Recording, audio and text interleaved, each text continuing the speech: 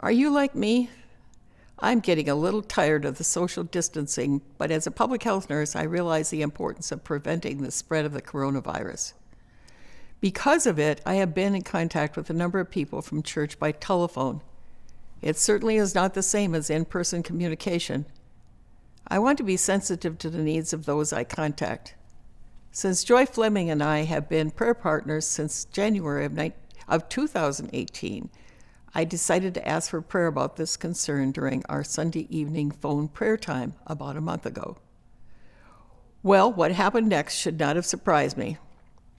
During my usual calls to the members of our expressions group, I had found out that Char, one of our members, had a dog that had gotten away from her when two other dogs were being walked by their owner. Much to her relief, there had been no injury. However, another neighbor had reported the incident to animal control. As a result, she had a couple of fines to pay and was told to keep the dog in a kennel when other people were around. This is a dog that she takes with her to women's Bible study, expressions group.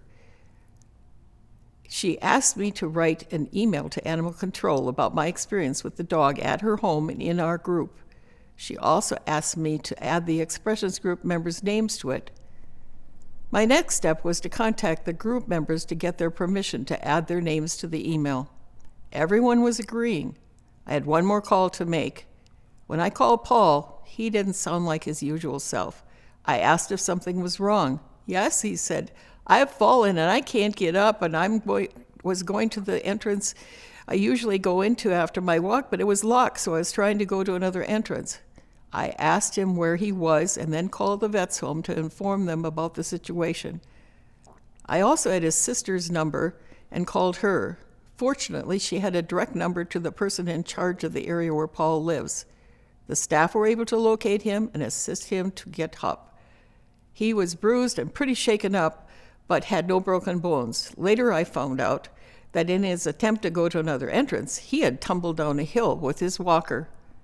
This situation taught me again that God does hear our prayers and helps us to be attentive and aware of what we need to pay attention to. I am so grateful for a prayer partner and for a God who leads me. I can be confident that He is always there. I just need to pay attention and continue to pray that I will be sensitive to the needs of others. It was so good to hear Char say, God will see me through this and whatever else lies ahead.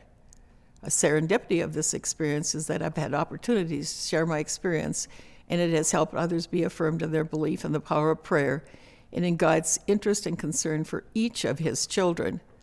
First of all, it is a great encouragement to Joy and I as we continue to meet as prayer partners. Secondly, to our expressions group members, and thirdly, with many others who need encouragement. And now I get to share it with all of you. God is so good.